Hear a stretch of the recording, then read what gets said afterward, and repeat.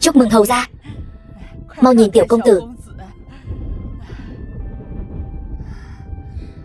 Chúc mừng muội muội, cuối cùng cũng đợi được ngày này.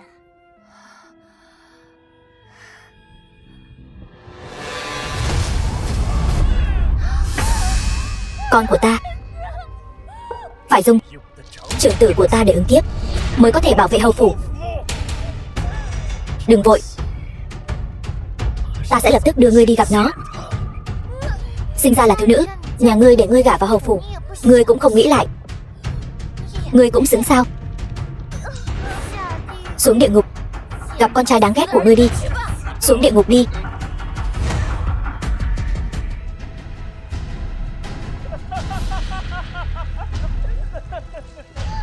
Cả đời ta chưa từng được tự do, bị các ngươi tự ý sắp đặt. Nếu có thể sống lại, ta nhất định sẽ cho các ngươi lập tức đi gặp con ta. 3 năm trước,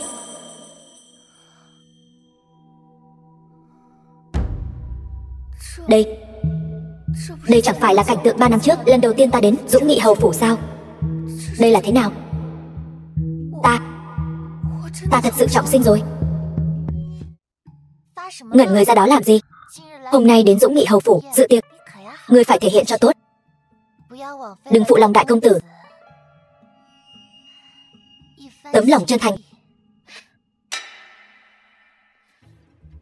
Thì ra đôi cẩu nam nữ này lúc này đã câu kết với nhau rồi, còn lừa ta gả vào hầu phủ, dùng mạng của ta và hài tử ứng kiếp. Kiếp này ta sẽ khiến các ngươi nợ máu phải trả bằng máu. Tỷ tỷ yên tâm, ta nhất định sẽ thể hiện thật tốt. Cơn ho của ngươi đã nhiều ngày rồi. Nghe nói hôm qua lại mời thái y. La phu nhân, có cách nào không? Thái y nói bệnh lâu ngày, Đoàn phu nhân tổn thương phế phủ, thuốc thông thường không cứu được. Việc này phải làm sao? Thái y có một phương thuốc bí truyền, nói cần dùng máu của con gái làm thuốc dẫn. Còn cần người con gái này bằng lòng tự nguyện mới có thể bổ âm dưỡng khí. Vậy thuốc dẫn này tìm ở đâu?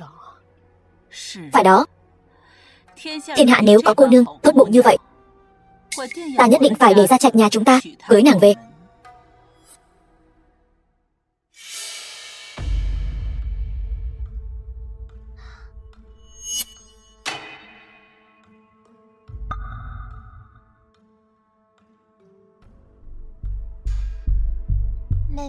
Muội muội,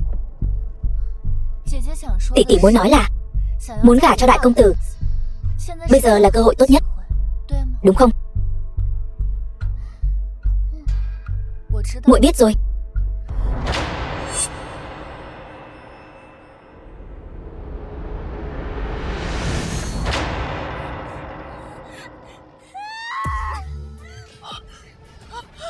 Vi Nguyệt, thả ta ra.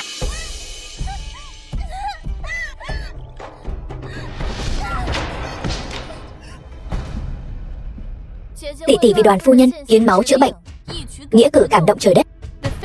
Xin hầu phủ thương xót tấm lòng hiếu thảo của tỷ tỷ, thanh toàn cho tỷ tỷ và đại công tử nên duyên vợ chồng. Chuyện hôn nhân đại sự sao có thể đùa giỡn như vậy? Vi Nguyệt, đừng lại đây. Dừng tay. Đây là Dũng Nghị hầu phủ. Người điên rồi sao? Mẫu thân, người đừng lo lắng.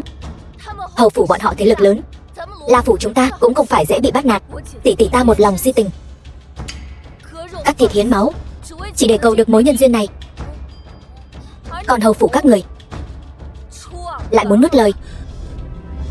Nghe nói hôm nay hoàng thượng cũng ở tiền viện, ta sẽ đi cùng tỷ tỷ đòi lại công đạo. Thả ta ra. Tỷ tỷ đừng sợ. Muội muội biết hôm nay nếu tỷ không gả cho đại công tử, tỷ thà mất mạng ở đây. Muội muội nhất định thanh toàn cho tỷ. Người đâu? Chặn con tiện nhân này lại cho ta. Đừng tới đây. Mẫu thân, sao người có thể đối xử với tỷ ấy như vậy? Tỷ ấy cũng là con gái ruột của người.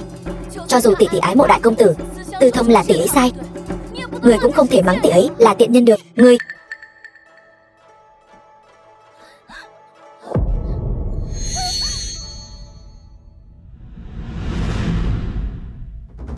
Đây chẳng phải là thúc thúc của Đoàn Gia Trạch, công trạng hiển hách, lại bỏ mạng ra trường. Vị tiền hầu ra sao? Cô nương tuổi còn trẻ đã không muốn sống nữa sao? Dũng Nghị hầu, Đoàn Du dám ở Dũng Nghị hầu phủ gây rối. Thúc thúc thật sự đã mất mạng rồi sao? Kiếp trước tổ phụ già rồi mới có con trai, cưng chiều hắn như bảo bối, đè đầu cưỡi cổ chúng ta bao nhiêu năm nay. Hắn cuối cùng cũng mất mạng rồi. Không uổng công chúng ta tốn bao nhiêu bạc mua chuộc phó tướng của hắn. Việc này làm không chút sơ hở. Từ nay về sau, ngươi chính là Dũng Nghị hầu.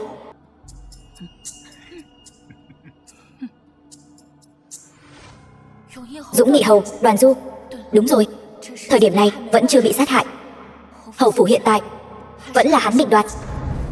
Dũng Nghị hầu, mẫu tử đại công tử dùng hôn sự làm mồi nhử, câu dẫn tỷ tỷ ta, cắt cổ tay lấy máu, giờ lại trở mặt không nhận. Xin Dũng Nghị hầu phân xử, đòi lại công đạo.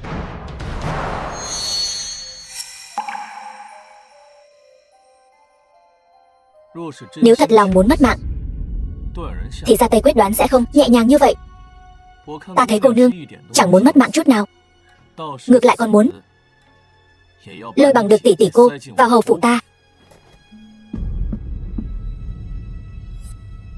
Người này thật tinh tường, ta lại không lừa được hắn. Ta ghét nhất Hậu Trạch, toàn chuyện thị phi, chơi trò khuôn vặt, bày mưu tính tế. Hầu ra, ta lấy máu chữa bệnh cho Đoàn phu nhân, tuyệt đối không phải muốn bám víu hầu phủ. Nếu có lời nào sai, trời chu đất diệt.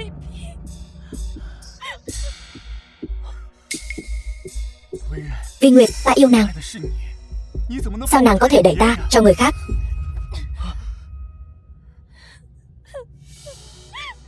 Đôi cẩu nam nữ, các ngươi cứ muốn hại ta thì đừng trách ta độc ác.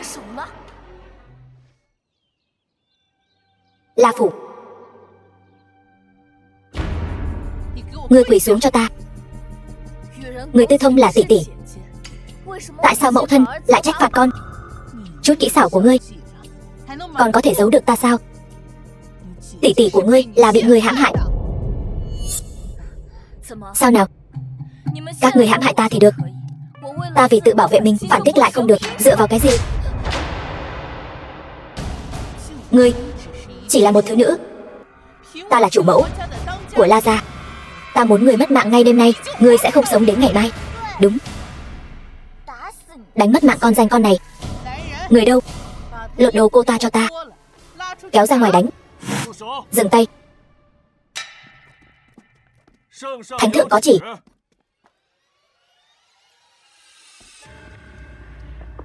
Thánh thượng có chỉ thị gì? Thánh thượng ban hôn nữ nhi La thị gả vào Dũng Nghị hầu phủ, làm Dũng Nghị hầu phu nhân. Thật sao? Thánh thượng muốn nữ nhi của ta làm Dũng Nghị hầu phu nhân. The film was translated and narrated by M Media. Rốt cuộc chuyện này là sao? Người hầu nói không rõ ràng. Tại sao thánh thượng lại ban hôn Đoàn Du và La Kỳ Vân? Nhất định là Đoàn Du cầu thánh thượng ban hôn. Trước là chiếm tước vị của con, lại cướp cả phu nhân của con. Mẫu thân yên tâm, Kỳ Vân đối với con một lòng một dạ, tuyệt đối sẽ không bằng lòng gả cho Đoàn Du. Đi đến La Phủ xem sao. Thánh thượng ban hôn, đó chính là chuyện vinh hiển gia tộc đó. Đợi con làm Dũng Nghị hầu phu nhân, ngay cả Đoàn phu nhân cũng phải thấp hơn con một bậc. Nhưng mà hôm đó hầu gia rõ ràng thấy con và đại công tử trên giường. Vậy thì đã sao? Đây là thánh thượng ban hôn, ai dám cự tuyệt? Nhưng con đừng quên, chính thất của đại công tử và đứa con đầu lòng sẽ bị hiến tế. Nhưng chúng ta không phải rõ ràng đã nói rõ sẽ hại mất mạng hầu gia, sau đó để đại công tử kế thừa tước vị. Đợi con làm Dũng Nghị hầu phu nhân thì chúng ta đương nhiên phải giữ lại tước vị Dũng Nghị hầu.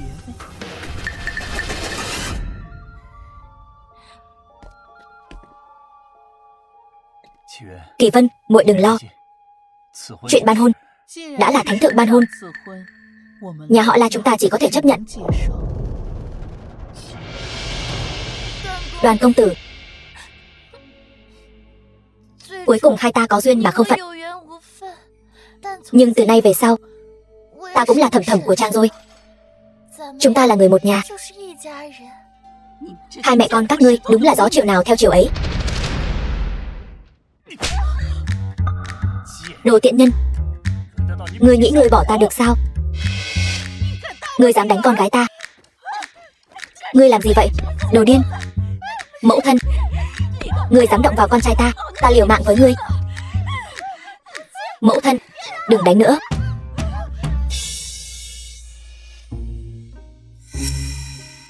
Sao trước đây ta không phát hiện ra? Hầu ra lại nam tính đến vậy. Kiếp này được gả cho người đàn ông như vậy, ta mãn nguyện rồi.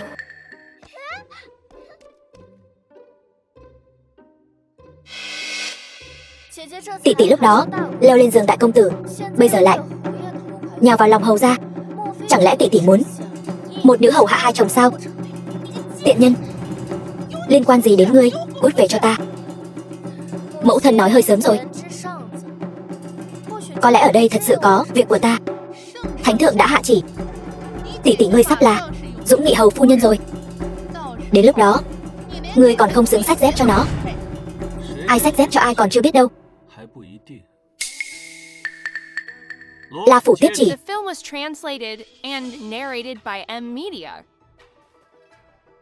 Phụng Thiên Thừa Vận, Hoàng đế chiếu viết.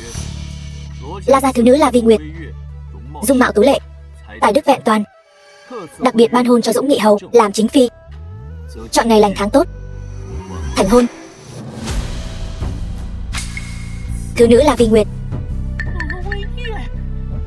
Không thể nào.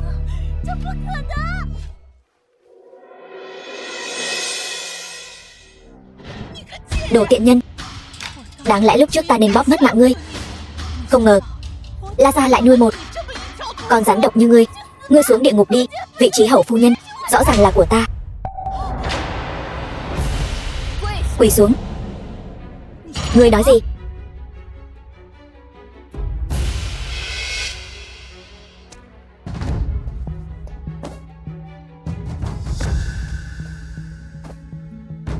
Từ hôm nay trở đi, ta chính là Dũng Nghị hầu phu nhân do hoàng thượng sắc phong. Sau này gặp ta đều phải hành lễ.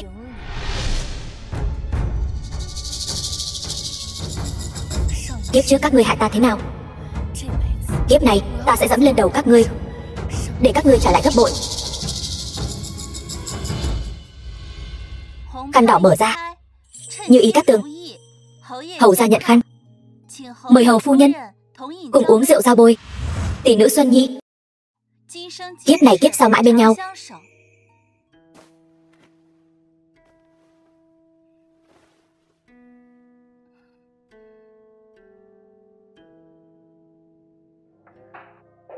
Diễn thì phải diễn cho trọn vẹn. Hầu ra, mời chàng.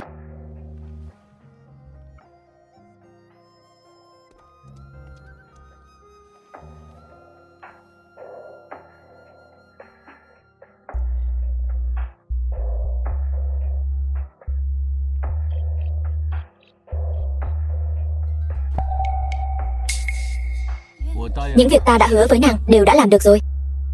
Còn nàng hứa với ta thì sao?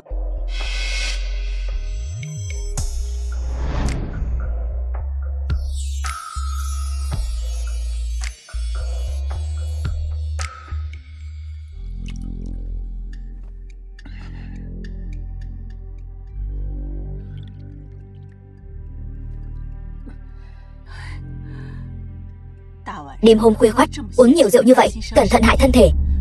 Mẫu thân đã chuẩn bị xong cả rồi. Con yên tâm, sáng mai con sẽ là Dũng Nghị hầu. Thúc thúc ơi là thúc thúc. Thúc đè lên đầu ta bao nhiêu năm qua. Chén rượu mừng này cứ coi như ta tiến thúc vậy.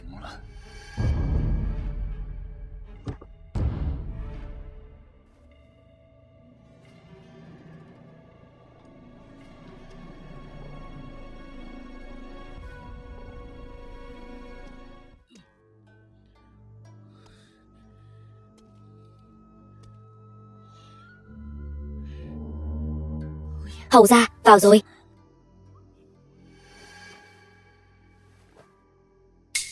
Đừng có manh động. Đúng là một đôi uyên ương, gần đất xa trời còn thân mật như vậy.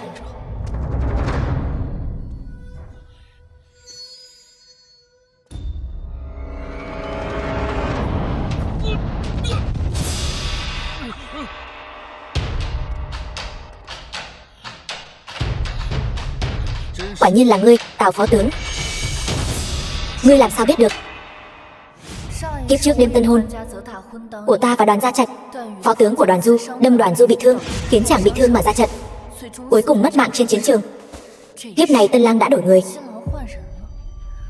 ta phải thay đổi tất cả. Quân báo bị đánh cắp, giấu ở đâu? The film Nói. was translated and narrated by M-Media. Giải xuống, đánh cho đến khi hắn khai ra thì thôi. Vâng, khoan đã.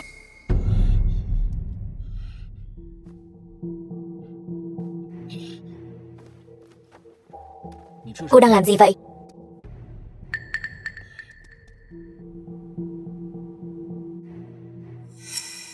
Hôn sự của ta và ngươi chỉ là một cuộc giao dịch. Chẳng lẽ hầu gia thật sự bằng lòng hạ mình, động phòng với ta sao? Đương nhiên là không. Vậy thì làm phiền hầu gia lấy tấm khăn đỏ này bịt miệng thế nhân.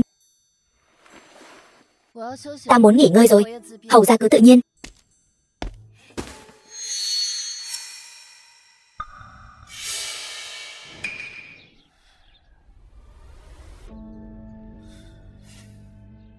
Sao không có động tĩnh gì vậy? Mất mạng chưa vậy?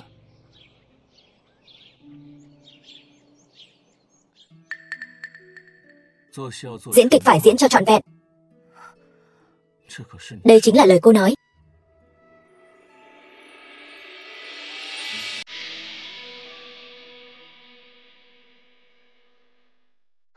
Hầu gia, người làm vậy chưa được coi là trọn vẹn.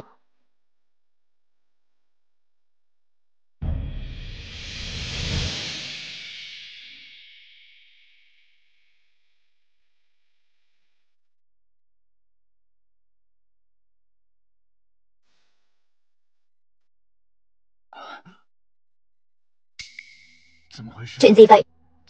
Sát thủ không đến, vậy mà để bọn họ động phòng rồi.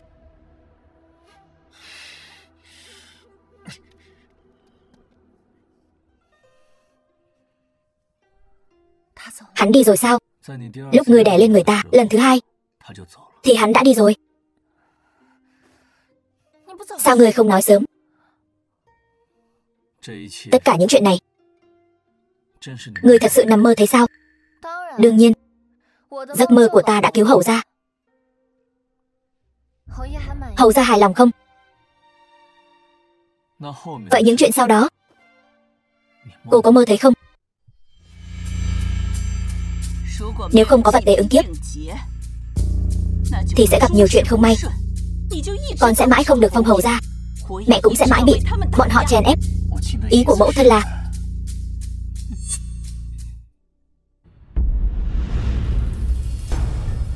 cưới La Kỳ Vân, thêm một người đối phó với bọn họ. Chúng ta cũng đỡ tốn sức.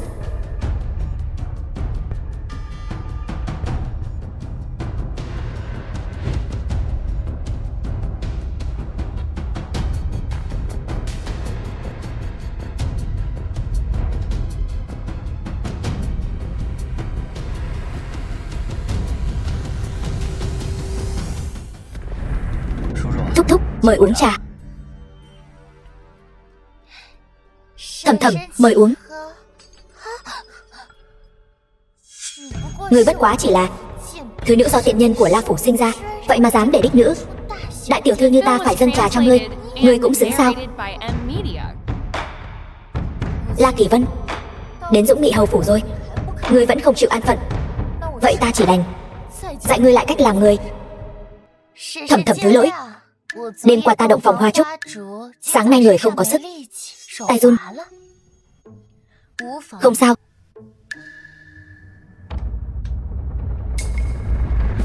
Dũng Nghị hầu phủ nhà cao cửa rộng, đập bao nhiêu chén trà cũng được. Ta là Dũng Nghị hầu phu nhân, hôm nay chén trà này ta nhất định phải uống.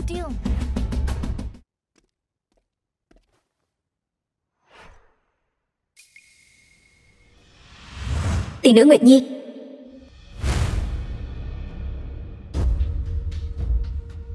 Hôm sau bỏ bột ba đậu này vào trong chén trà.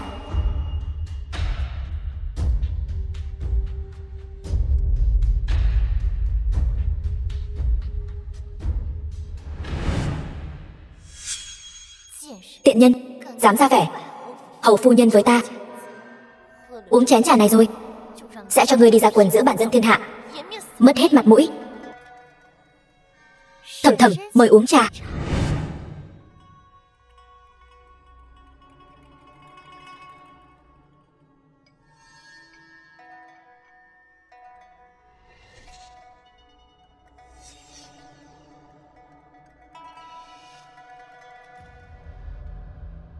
Chén trà này nguội rồi. Trà mới rót mà, sao có thể nguội được? Ngươi có phải đang cố ý làm khó ta không?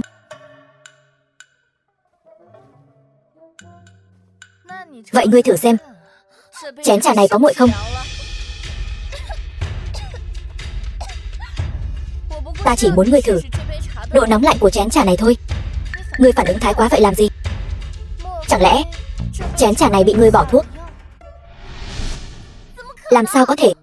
Nếu không có, vậy sao ngươi không dám uống? Nước trà chắc chắn có vấn đề. Người đâu?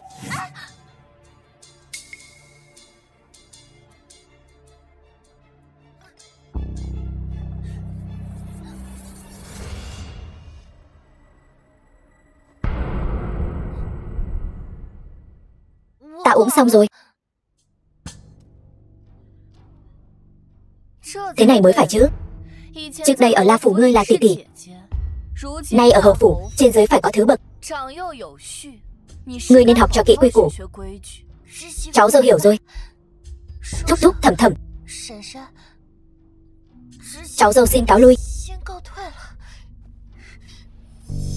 Khoan đã, quy củ của cô đâu?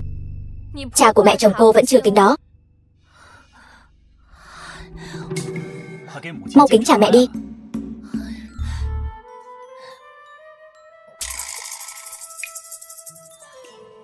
Mẹ, mời người dùng trà. Con muốn làm bỏng ta sao? Ta đi trước đây. Đứng lại. Con đường đường là đích nữ La gia, lại thất lễ trước mặt mọi người, còn ra thể thống gì nữa?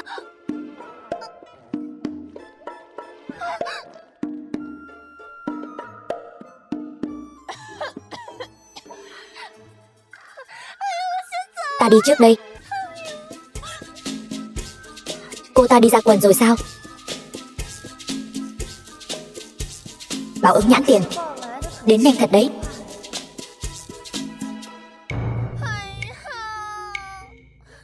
The film was translated and narrated Mặt mũi ta by mất hết rồi. Media. Ta phải khiến cho tiện nhân La Vi Nguyệt đó mất mạng. Hay là muội đi tắm rửa lại đi. Ta vẫn thấy có mùi. Nàng ta đối xử với ta như vậy rồi, huynh còn không giúp ta sao? Huynh vẫn còn lưu luyến nàng ta sao? Huynh chính là còn lưu luyến nàng ta. Huynh còn lưu luyến nàng ta. Huynh không giúp ta, đừng làm ầm ĩ nữa. Chuyện lớn như thuốc sổ, muội cũng không bàn bạc trước. Gây ra trò cười lớn như vậy, khiến mẹ tức giận sinh bệnh rồi. Vậy huynh cam tâm để nàng ta gửi lên đầu chúng ta sao?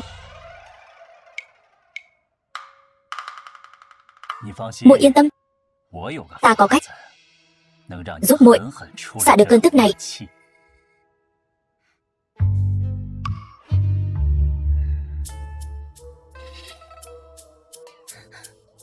Đáng ghét.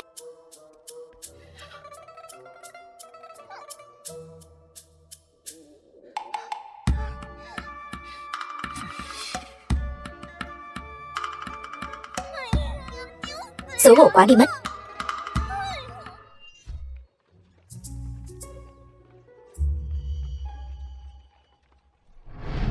Đệ muội, hôm nay ta đến miếu Quan Âm ngoài thành cầu tự. Này tiểu thúc cũng đi tiêu diệt thổ phỉ, chi bằng muội cũng đi cầu bình an cho đệ ấy.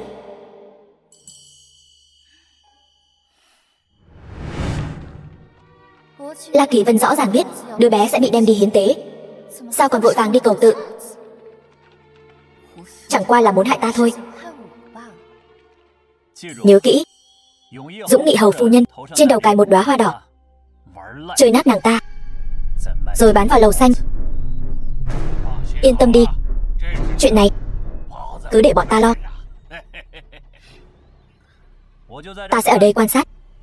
Sau khi xong việc, đến tìm ta lấy phần thưởng còn lại. Đảm bảo ngài hài lòng. Huynh đệ đi thôi. Đi. La Vi Nguyệt, ta chờ xem ngươi dưới thân bọn thổ phỉ sẽ ra sao.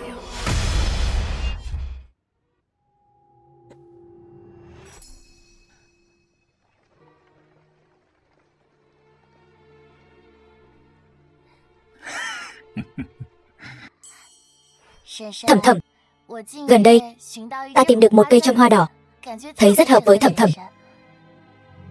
Nào.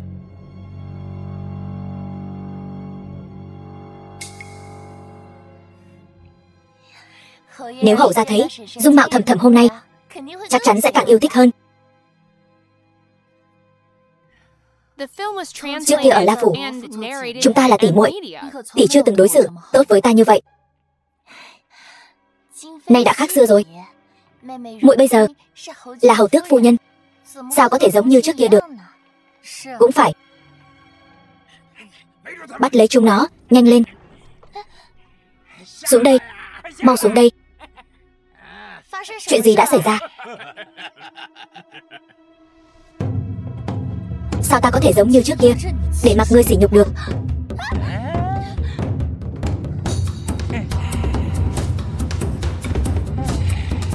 Không, không phải ta, không phải ta mà.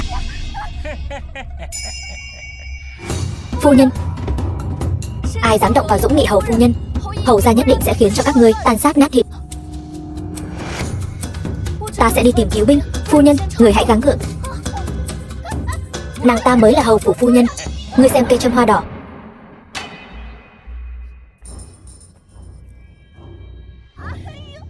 Không phải của ta.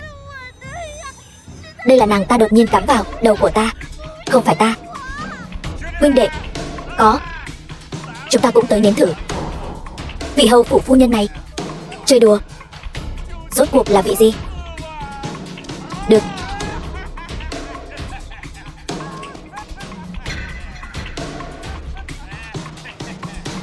Không phải ta.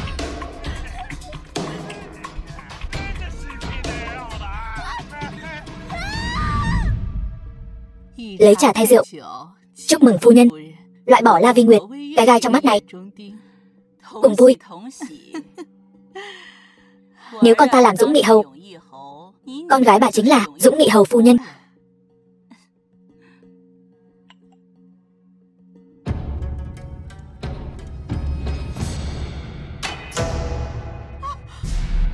Sao ngươi lại quay về? Ngươi không bị... Lời này của mẫu thân thật thú vị. Ta đi thắp hương xong, tất nhiên sẽ quay về. Không bị cái gì. Con gái ta đâu? Con đường thắp hương là do hai vị tự tay sắp đặt. Ngươi nên ở đâu? Các ngươi hẳn là rõ hơn ta. Ngươi là đương gia chủ mẫu, Dũng Nghị hầu phủ. Gặp nguy hiểm, bỏ mặc cháu dâu, một mình chạy về. Tẩu tẩu lại không đi cùng chúng tôi? Trên đường gặp nguy hiểm, sao người biết được? Trừ phi nguy hiểm đó chính là do tẩu tẩu sắp đặt. Ngươi vu khống ta. Người đâu? Dùng gia pháp. Ai dám? Ngươi làm mất con dâu của ta, nên một mạng đền một mạng, đánh mất mạng cô ta cho ta. Con dâu của bà không mất tích. Đưa người lên đây.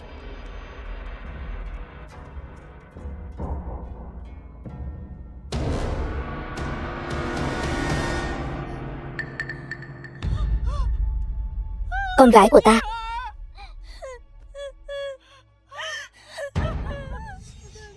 Ngươi là có ý gì? Cô ấy là cháu dâu của ngươi, ngươi làm nhục nàng ta. Đại tẩu thận trọng lời nói. Ta có phu nhân xinh đẹp như hoa, hà tất phải dính vào chuyện nhà của đại tẩu. Ngươi vu khống ta, ta sẽ đến quan phủ tố cáo ngươi. Đưa người lên đây.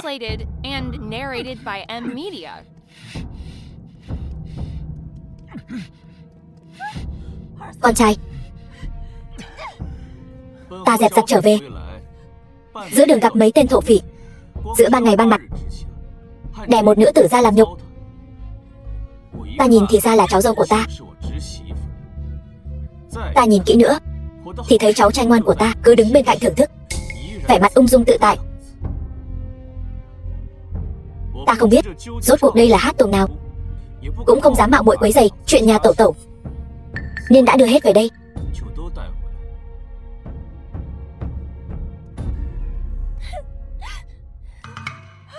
Đồ khốn nhà ngươi, ngươi buông con trai ta ra. Bà già khốn kiếp, ngươi điên rồi.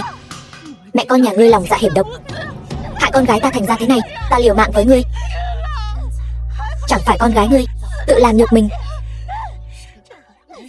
Ta liều mạng với các ngươi, liều mạng với các ngươi. Hầu ra chinh chiến vất vả rồi, mau về nghỉ ngơi đi. Ngươi buông tay ra.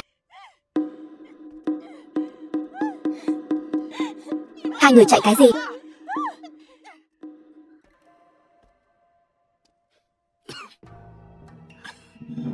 Hầu ra, ngài bị thương rồi. Đừng lên tiếng, đỡ ta về rồi nói.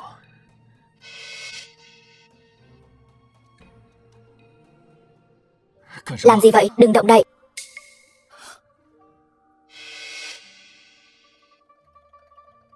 Ta chỉ sợ làm nàng sợ. Chuyện này là sao? Ai làm ngài bị thương? Hầu ra nghe nói phu nhân gặp nạn, vội vàng quay về. Lúc tiêu diệt thổ phỉ không khỏi có chút nóng vội, không cẩn thận nên bị thủ lĩnh thổ phỉ tập kích. Vậy ngươi còn nói những điều này làm gì? Mau đi tìm đại phu đến chữa trị vết thương cho chàng. Trong phủ tai vách mạch rừng, tin tức ta bị thương truyền ra ngoài, nhất định sẽ có người dục dịch muốn hành động. Hộp kim chỉ đây. Hầu ra vẫn như trước, tự khâu vết thương. Để ta.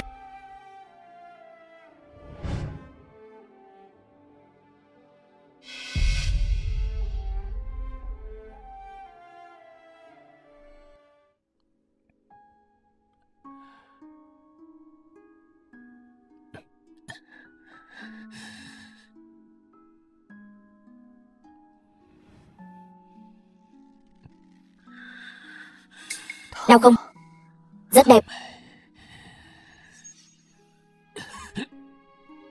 Ý ta là tay nghề phu nhân cao siêu, ta căn bản không đau. Đẹp lắm. Kim chỉ xuyên qua da thịt, sao có thể không đau?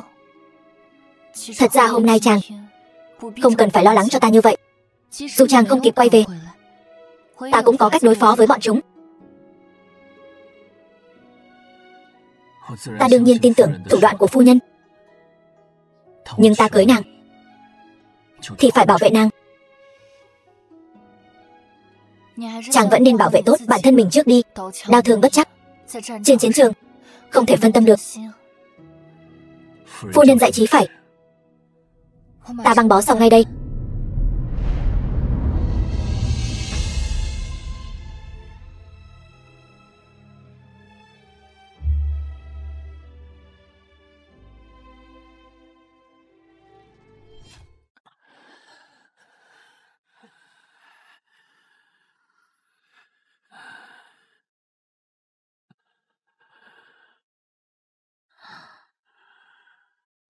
The film was translated and Sao vẫn còn narrated nóng by thế này? Media. Cứ sốt mãi thế này thì không được.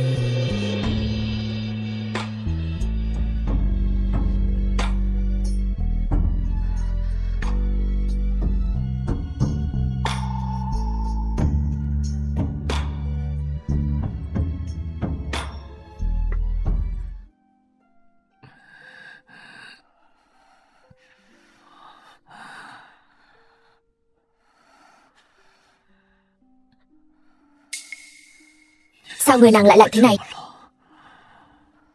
Chẳng sốt cao không hạ? Vết thương trên người lại không thể dính nước. Ta vừa ra bãi tuyết, nằm một lát, hạ sốt cho chàng.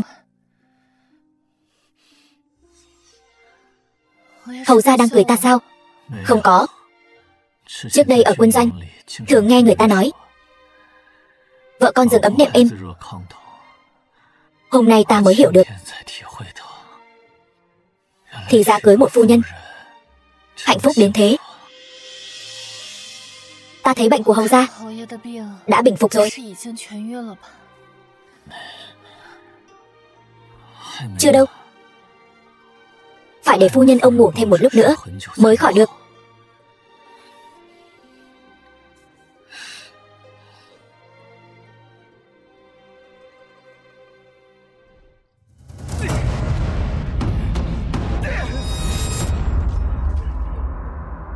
Rốt cuộc chuyện này là sao? Cớ sao châm lại cài trên đầu của con? Con tiện nhân La Vi Nguyệt đó, cô ta bất ngờ cài bông hoa đỏ lên đầu con, để con xuống xe ngựa, rồi bị bọn chúng làm nhục.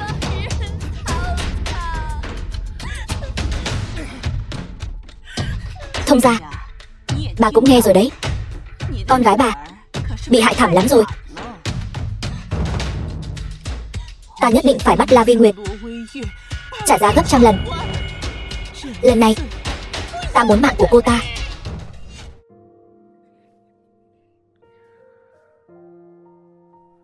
Còn đau không?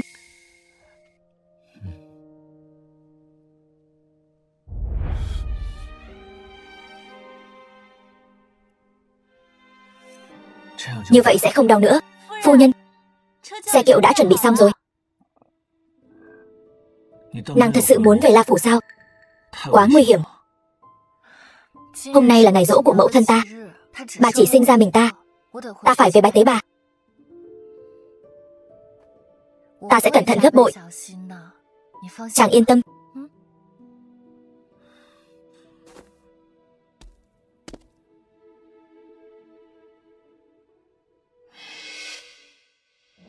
La Phủ.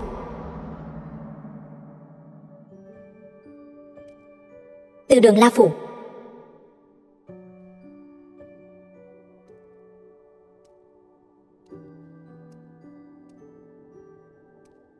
Mẫu thân, nữ nhi về thăm người. Nữ nhi vẫn bình an. Mẫu thân cũng phải.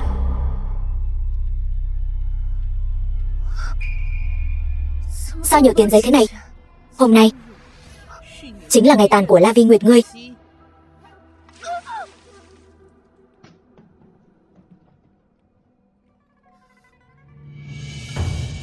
Dâu Đông, ngươi hại con gái ta, bị 6 tên thổ phỉ làm nhục. Nếu ta không thay nó hả giận thì thật uổng làm mẹ. Là ngươi muốn hại ta, nhưng con gái bà lại gặp báo ứng. Nếu ngươi thật sự muốn thay cô ta trút giận, thì chi bằng tự kết liễu tạ tội đi. Là ngươi, tiện nhân như cô, cũng xứng tranh chức Dũng Nghị hầu phu nhân với con gái ta sao? Xuống địa ngục đi.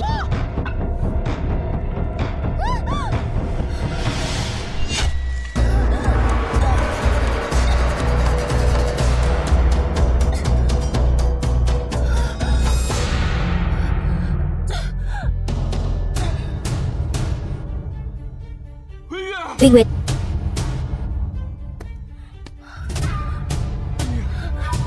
hầu ra, có ta ở đây, đừng sợ.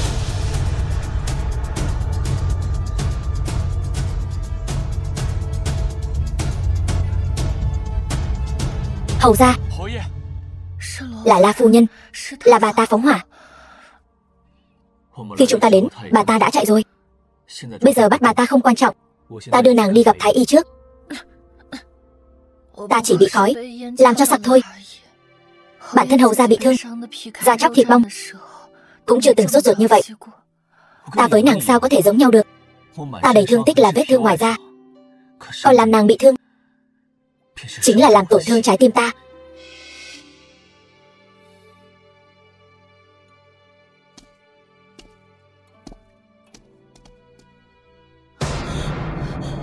Thế nào, đã thành công chưa? Đoàn Du đột nhiên xông vào, tiện nhân đó được hắn cứu đi rồi. Ta đã nói rồi, mưu kế đơn giản thế này không lấy mạng được cô ta đâu. Cái kế sách dự phòng mà các ngươi nói đâu, còn không mau dùng đi. Nhạc mẫu đừng vội, đây chỉ là mồi nhử thôi, màn hay còn ở phía sau. Chỉ cần người bằng lòng trả giá. Lần này chúng ta nhất định có thể xử vợ chồng Dũng Nghị hầu. Đương nhiên bằng lòng, dù là cái giá lớn đến đâu, chỉ cần người bằng lòng là tốt rồi.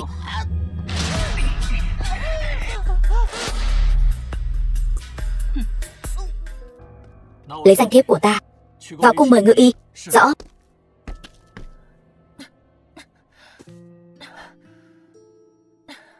Đều tại ta đến muộn. Hầu ra luôn phải trải qua chuyện này.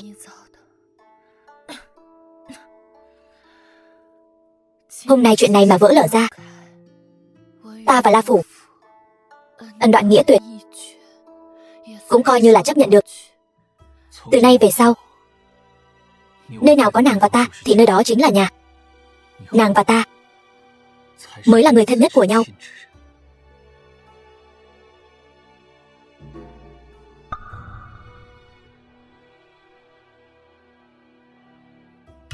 Tiểu thư,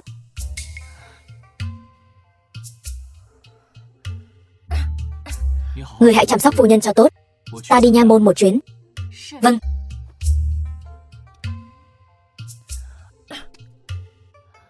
Tiểu thư, gọi cái con đàn bà độc ác La Vi Nguyệt ra đây. La Vi Nguyệt, đỡ ta đi xem.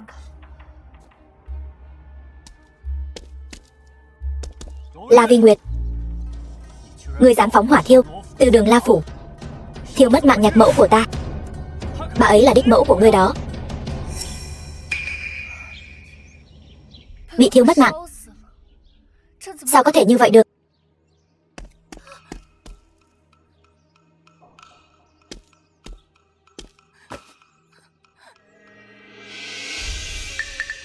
Mẫu thân,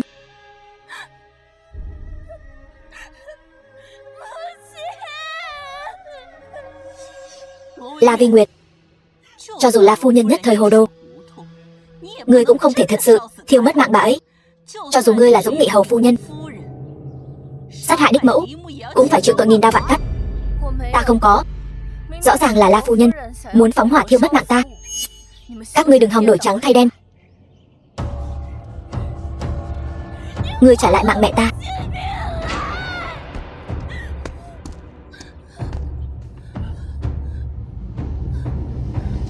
Kẻ phóng hỏa lấy mạng người ở đâu? Chính là cô ta, Dũng Nghị hầu phu nhân phóng hỏa thiêu mất mạng đích mẫu. Nha hoàn La Phủ đều làm nhân chứng. Đừng chạm vào ta. Ta không có lấy mạng người. Ta là người sống ngay thẳng. Ta đi theo các ngươi là được. Phu nhân, đừng hoảng. Bọn họ không dám làm gì ta đâu.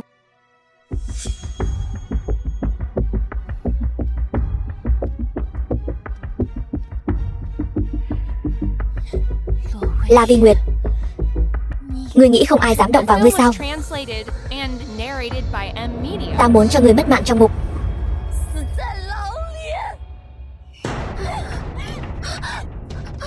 Đừng mà. La Vi Nguyệt, ngang nhiên hại mất mạng mẫu thân ta. Ta muốn cho ngươi sống trong đau khổ. Mẫu thân ngươi không phải ta lấy mạng. Cầm miệng. Nhờ phúc của ngươi, bây giờ cả phủ trên dưới đều cười nhạo ta là đồ rẻ rách.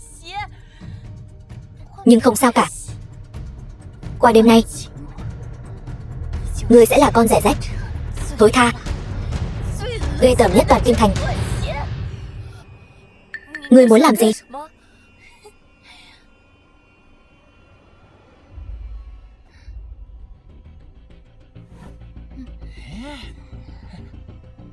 Nghe nói ngươi là tên cai ngục ghê tởm và biến thái nhất ở đây. Chơi nát cô ta cho ta. Chơi cho đến mất mạng.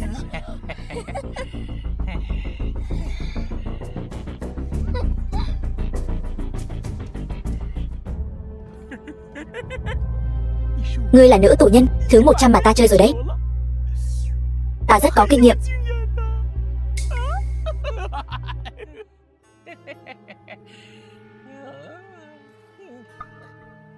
Ngươi chỉ có chút đồ chơi này thôi sao? E là không thỏa mãn được ta. Khẩu vị cũng không nhỏ. Xem ra Dũng Nghị Hầu dạy dỗ ngươi không ít. Dẫn ta đến phòng hành hình. Ta cho ngươi xem hầu gia dạy ta bao nhiêu bản lĩnh. Được, mau lại đây.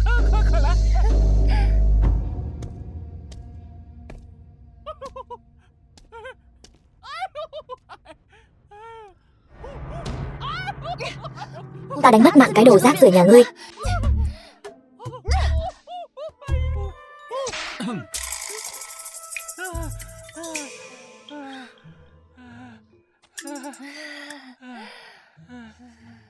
Người đâu?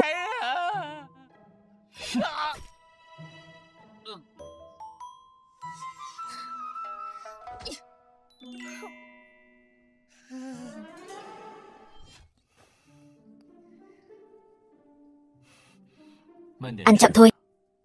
Ta đã lo liệu xong rồi. Chỉ cần không dẫn nàng ra ngoài. Ở đây làm gì cũng được. Ta biết ngay là chàng sẽ đến. Nếu ta biết phu nhân anh dũng thần võ như vậy thì cũng chẳng cần đến.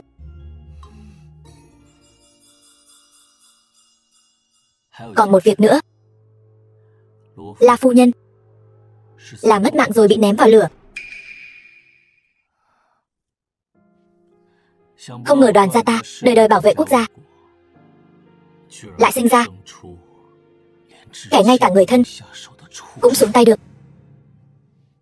Kiếp trước Đoàn Gia Trạch ngay cả cốt nhục của mình cũng có thể sát hại. Hắn sớm đã không còn nhân tính. Đừng sợ. Ta nhất định sẽ bảo vệ nàng chu toàn. Ta không sợ. Cô ta có thể rơi vào kết cục này đều là do cô ta làm nhiều việc ác, tự làm tự chịu. Loại người như cô ta làm ác nhiều điều, sớm muộn cũng gặp báo ứng. Quả không hổ danh là phu nhân của ta. Trước đại nghĩa, quả quyết dứt khoát. Ta còn một việc nữa. Chỉ có phu nhân mới giúp được ta. Việc gì?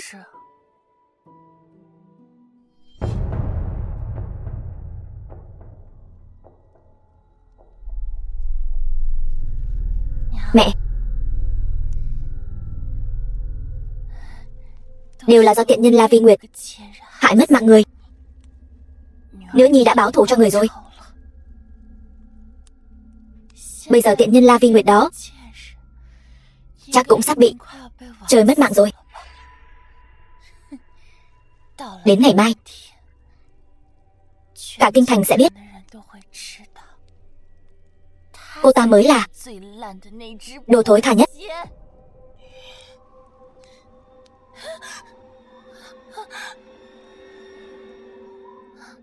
Sao lại lạnh thế này?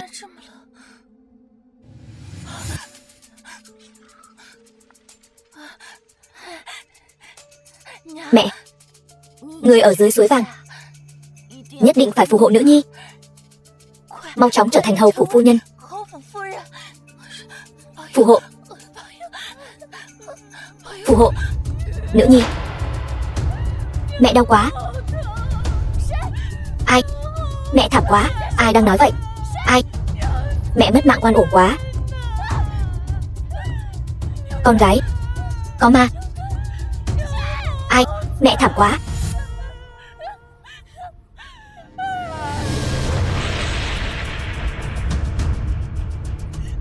Không phải mẹ ta, không phải ta làm.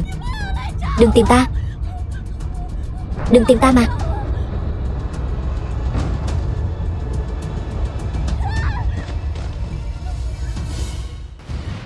Không liên quan đến ta. Là người bảo con giả làm La Vi Nguyệt đi mua dầu đồng. Là người muốn thiêu mất mạng. Tiện nhân đó không liên quan đến con. Sao con biết được? Người lại bất cẩn như vậy. Không phải con.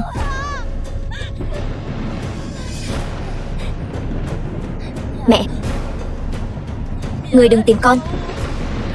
Người đi tìm con tiện nhân đó đi. Người đi giúp con lấy mạng cô ta đi. Người muốn lấy mạng ai?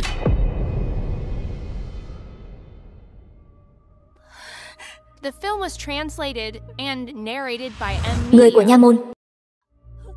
Hầu gia. Có ma. Có ma đó hầu gia. Dù là ma, bà ấy cũng là mẹ ngươi. Ngươi sợ cái gì? Ngươi sợ là bởi vì ngươi chột dạ. Ngươi đừng tới đây. Đừng tới đây. Thật ra người hại mất mạng mẹ ngươi chính là ngươi.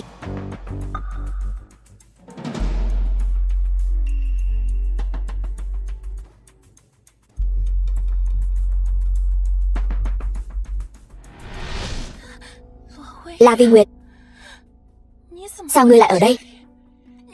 Ngươi không phải nên ở trong ngục bị chơi chán đến mất mạng rồi sao? Chơi ngươi còn thú vị hơn. La Kỳ Vân, ngươi phóng hỏa thiêu mất mạng mẹ ruột, độc ác đến cùng cực. Phải trả giá rồi. Phạm nhân đã khai nhận. Ngươi xem mà làm. Đa tạ hầu gia, phu nhân. Này chân tướng đã rõ. Hạ quan sẽ lập tức giải phạm nhân đi. Bắt lấy. Không phải, các người bắt ta làm gì? Các người bắt cô ta đi. Khoan đã. Ta bị oan. Đều là La Vi Nguyệt giả ma dọa ta. Không phải ta. Chính miệng ngươi thừa nhận cấu kết với La phu nhân, giả dạng ta đi mua dầu đồng, phóng hỏa, lấy mạng ta bất thành, liền lấy mạng mẫu thân, muốn giá họa cho ta. Ở đây đều là nhân chứng. Ngươi còn muốn chối cãi? Sao ngươi có thể hồ đồ như vậy, làm ra loại chuyện này? Nhưng La Vi Nguyệt vì muốn thoát thân liền ném đích mẫu vào biển lửa để bà ấy bị thiêu sống, càng là tội ác tại trời. Đúng vậy, Kỳ Vân làm ra việc này chỉ là bị mẫu thân bức bách. La Vi Nguyệt mới là thủ phạm thực sự. Đúng, đều là cô ta, đều là La Vi Nguyệt hại mất mạng mẫu thân ta. Ta muốn cô ta mất mạng. Theo như các ngươi nói, mẫu thân là mất mạng trong biển lửa. Chuyện này còn giả được sao? Nhưng lúc khám nghiệm tử thi, trong miệng La phu nhân không có dấu vết khói hun. Cổ của bà ấy có một vết thương chí mạng. Bà ấy là bị xiết cổ mất mạng trước, rồi mới bị ném vào lửa. Vết thương trên cổ La phu nhân là bị nam nhân dùng sức mạnh xiết cổ để lại. Dũng Nghị hầu phu nhân quả thật không phải hung thủ. Không, mẹ ta bị xiết cổ mất mạng sao?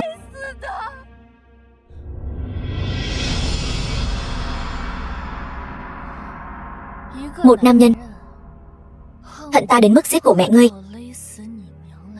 để hãm hại ta. Ngươi nghĩ nam nhân này là ai?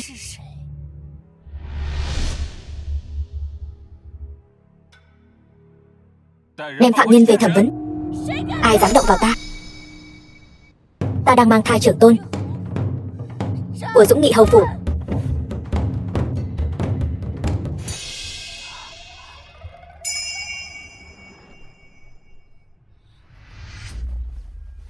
Chúc mừng đại công tử có hỉ mạch. The Hạ film quan lập was tức đi, translated chuẩn bị thuốc an thai. and narrated by M Media.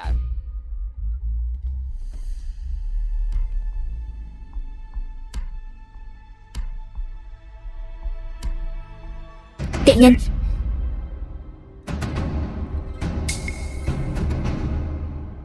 Ta đang mang thai hài tử của chàng.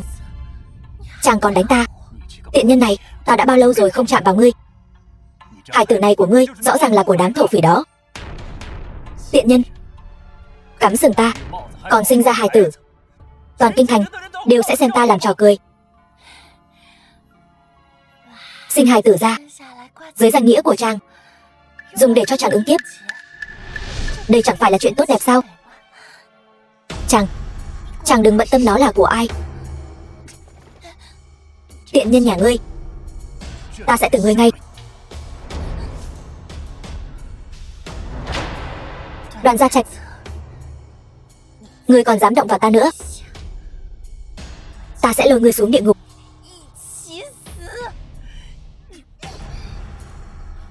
Mẹ ta chính là bị ngươi bóp cổ mất mạng.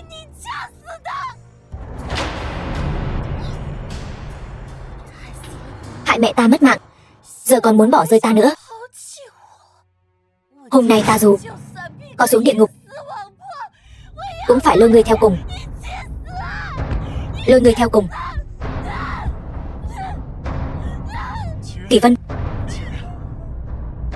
là ta không tốt. Kỳ Vân, ta là bởi vì quá yêu nàng cho nên mới tức giận như vậy. Sự ra đi của mẹ nàng, ta không phải cố ý. Ta thề, ta nhất định sẽ bù đắp cho nàng.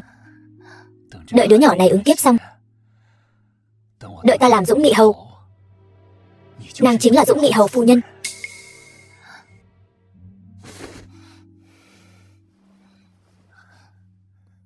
Nếu người dám đối xử tệ với ta thì đừng trách ta. Nàng yên tâm, nàng và con đối với ta rất quan trọng. Sao ta có thể đối xử tệ với nàng được?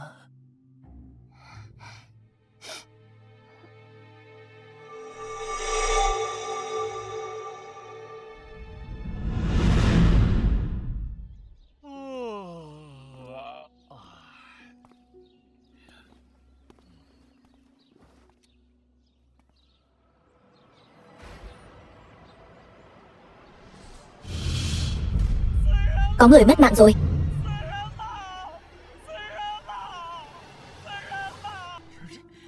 Thật đáng thương. Nhà giàu đúng là phức tạp. Kỳ Vân, nàng còn đang mang thai, sao nàng lại làm chuyện dại dột này?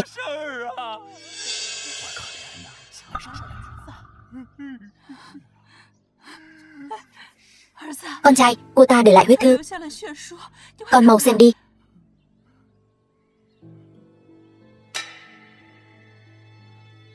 Hầu phu nhân là vì Nguyệt phóng hỏa hại mất mạng đích mẫu, lại đổ tội cho ta.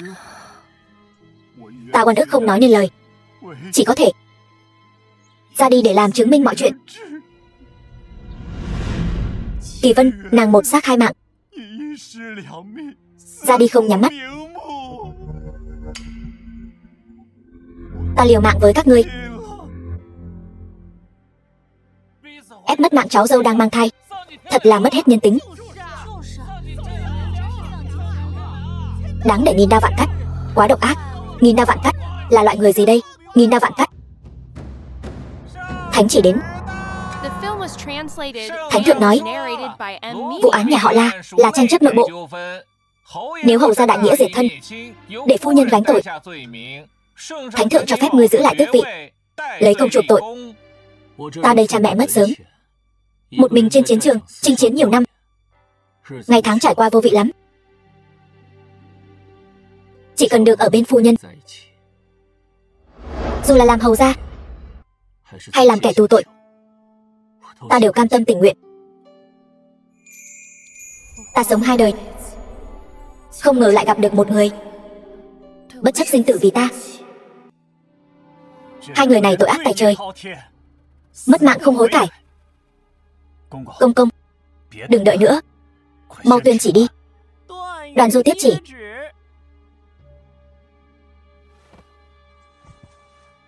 Phụng Thiên thừa vận, Hoàng đế chiếu viết: vợ chồng Dũng Nghị Hầu ngoan cố không chừa, sát hại người khác, lập tức đưa vào ngục chờ xét xử, miễn chức Dũng Nghị Hầu của Đoàn Du, do Đoàn Gia Trạch kế nhiệm. Khâm thử. Tội thần lĩnh chỉ. Bệ hạ vạn tuế vạn tuế, vạn vạn tuế.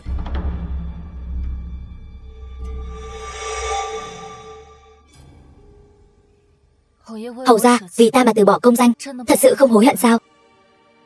Hối hận đã muộn rồi. Ngược lại là nàng, có chê một kẻ không chức quyền như ta không? Sao có thể chê chàng chứ? Nếu chúng ta có mệnh ra khỏi ngục, ta muốn cả đời đều ở bên chàng, sinh cho chàng thật nhiều con. Nếu nàng nói như vậy, ta có thể ra khỏi ngục rồi. Chàng có cách ra khỏi ngục, chàng mau nói.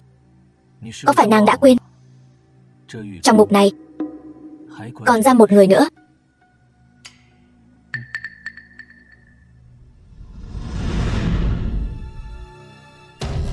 Mẫu thân, con cuối cùng đã làm được hầu gia rồi.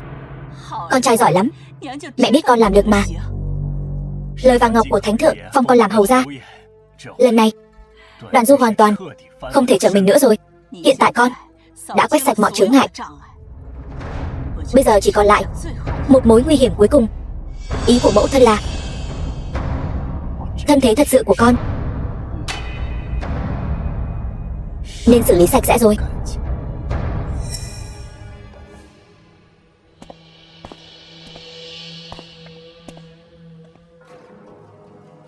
Gặp Dũng Nghị Hầu, còn không quỳ xuống bái kiến. Mặt người dạ thú, y phục của hầu gia mặc trên người ngươi thật là làm ô uế. Tiện nhân, mất mạng đến nơi rồi còn cứng miệng.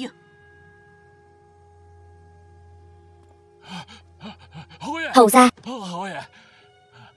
mau cứu ta ra ngoài. Ta ở đây một câu cũng chưa khai, ta là trung thành.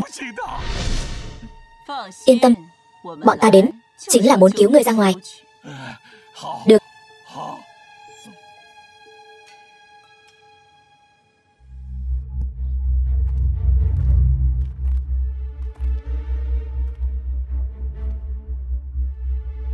Đại công tử đã là hầu gia rồi, nhất định phải để ta rời khỏi kinh thành sao? Ta muốn tiếp tục làm quản gia và sống cùng người. Người không muốn đi, vậy thì xuống địa ngục đi. Ngươi lấy mạng ta. Ngươi có biết ta là ai không? Biết. Ngươi là cha ruột của ta, vì vậy ngươi càng phải mất mạng. Ngươi sát hại cha ruột của mình. Ngươi không sợ trời đánh sao? Không có sự tàn nhẫn thì không phải trượng phu. Chỉ cần có thể làm hầu gia, phụ thân, thế tử, ta đều có thể sát hại.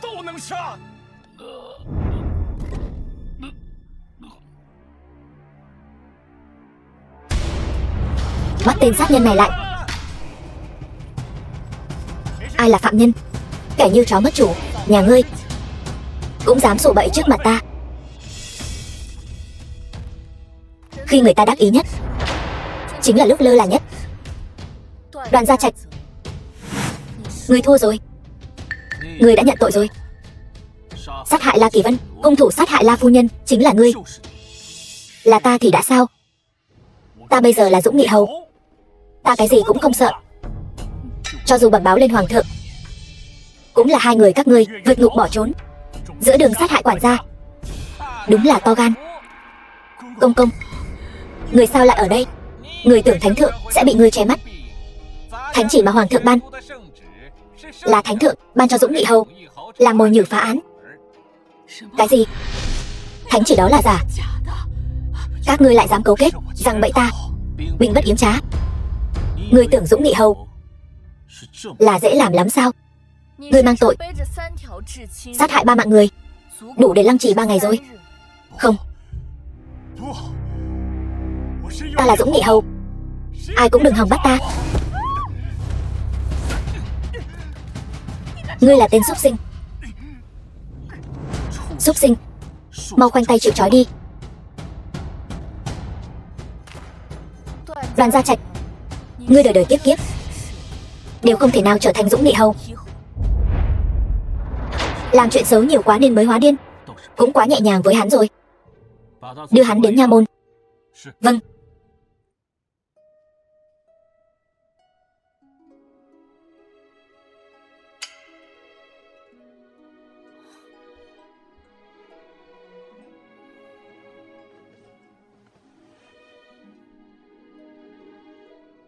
Nàng hôn mê 3 ngày 3 đêm, cuối cùng cũng tỉnh.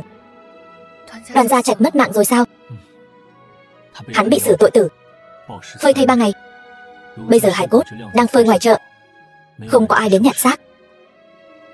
Thiện ác rồi cũng có kết quả, ân oán 2 đời cuối cùng cũng kết thúc.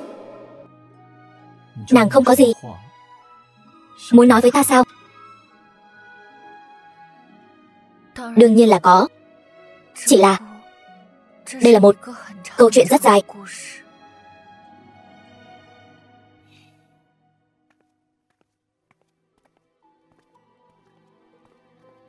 Thân thể vừa mới khỏe lại, nàng đã muốn đi rồi sao? Chàng đã biết câu chuyện của ta rồi. Ta bịa đặt nói dối để thành thân với chàng. Thật ra đều là vì báo thù. Cái bẫy đã giăng sẵn. Trò lừa gạt này chẳng hề có một chút chân tình nào sao? Bây giờ nói những điều này thì còn có ý nghĩa gì nữa? Theo như lời nàng nói, ta đã sớm nên mất mạng trong tay gian tế. Nàng muốn mọi thứ trở lại đúng quỹ đạo. Là muốn ta mất mạng ngay bây giờ sao? Nói gì vậy chứ?